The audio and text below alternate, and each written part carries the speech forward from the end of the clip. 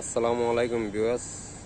তো ভিউয়ার্স, বরাবর মতো আজকেও চলে আসলাম আমাদের নিজস্ব ফুল বাগানে।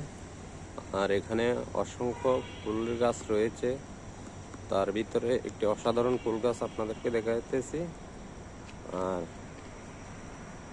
ভিউয়ার্স, আপনারা দেখতে থাকুন। ভিউয়ার্স, আমাদের এই নিত্য নতুন ফুলের ভিডিও পেতে হলে আমাদের চ্যানেলটি সাবস্ক্রাইব করে পাশে থাকবেন।